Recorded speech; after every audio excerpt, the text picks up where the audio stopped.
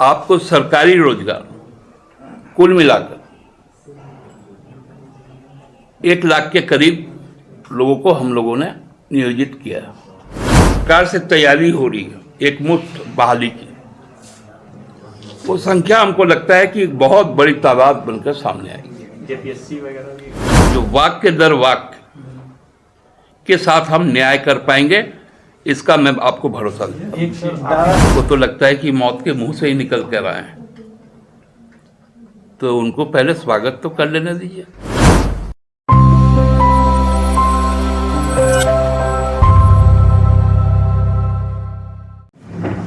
देश में जनतंत्र का जो महापर्व है, जो विधानसभा का चुनाव है, वो तेलंगाना में कल संपन्न हो गया। 5 राज्यों में चुनाव हुए। लगभग पूरे 30 दिनों तक मिजोरम से जो कारवां चला था, वो तेलंगाना में आके थमा। अब बहुत जल्द पूरा देश अप्रैल और मई महीना का इंतजार कर रहा है कि जो विगत 10 वर्षों का जो यातना रहा, हर प्रकार से, चाहे वो प्राकृतिक आपदाओं का हो, मानविक संवेदनाओं का हो, आर्थिक और सांस्कृतिक जो हमले हुए, सबसे हमको लगता है कि मुक्ति का जो सबसे बड़ा हथियार है, वो संविधान ने हम लोगों को दिया है कि हम अपने 545 जनप्रतिनिधि को चुनकर संसद भेजते हैं लोकसभा के अंदर,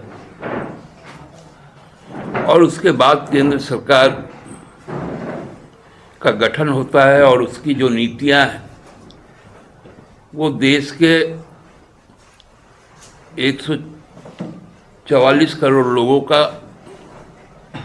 भाग्य का निर्धारण करता है कि उनकी जीवन यापन क्या होगी, रोजगार क्या होगा, देश की समृद्धि उन्नति कैसी होगी, इसकी एक रोड मैप बन। लेकिन ये जो 5 राज्य का चुनाव है, जो राजनीतिक कार्यकर्ता होने के कारण जो अन्य राज्यों के जो राजनीतिक कार्यकर्ता हैं, उनके साथ एक स्वाभाविक संबंध है हम लोगों का पूरे देश भर में। उसमें जो बातें छनकर आ रही हैं कि सभी 5 राज्यों ने भारतीय जनता पार्टी की सरकार ना बनाने का पूरा निर्णय ले लिया है। 5 राज्यों ने कहा एग्जिट बीजेपी। मिजोरम का जो स्पष्ट संकेत है कि देश के जो खासकर उत्तर पूर्व के और पूरे देश के जो आदिवासी समाज है, उन पर भाजपा का जो बर्बर अत्याचार और शासन का एक लंबा दौर रहा है, उसके खिलाफ मिजोरम ने अपनी आवाज बुलंद की। उन्होंने कड़ा संदेश दिया कि मणिपुर में जो आग आपने लगवाया, आपकी सरकार ने लगवाई, उससे लोग केवल आहत नहीं हैं, लोगों ने ठान लिया है कि हमको अब क्या करना है, अपना रास्ता हमको क्या चुनना है। उसी तरह छत्तीसगढ़ में भी एक बड़ी समुदाय आदिवासियों की है, मध्य प्रदेश में है, राजस्थान में है, तेलंगाना में। आदिवासियों के साथ साथ सभी मूलवासियों ने ये फैसला ले लिया था बहुत पहले ही, जिसकी बात हम लोग कहते थे कि भारतीय जनता पार्टी का शासन को समाप्त करना है। उस दिशा में लोगों ने अपनी बातें कही है और उसका प्रत्यक्ष जो फल है वो औपचारिक तौर पर 3 तारीख को सामने आएगा। साथ साथ आप लोग देख भी रहे हैं कि जो बौखलाहट भाजपा के नेताओं में मची है,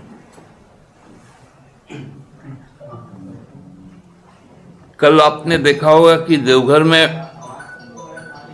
इफ्को का जो नैनो प्लांट है उसका निरीक्षण करने के लिए केंद्रीय मंत्री गए थे स्थानीय सांसद के साथ। हमको लगता है कि पिछले 10 वर्षों में वहां पर किसी केंद्रीय मंत्री का यह तीसरा दौरा था। अब उसमें क्या स्वार्थ है हमको नहीं मालूम, लेकिन विगत 10 वर्षों में माननीय प्रधानमंत्री, गृहमंत्री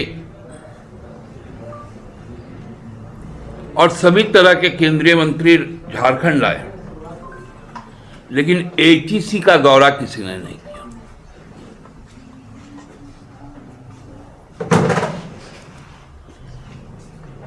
एचईसी का दौरा इसलिए नहीं किया कि यदि एचईसी का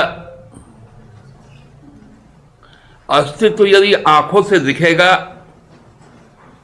तो कितना भी निर्दयी व्यक्ति हो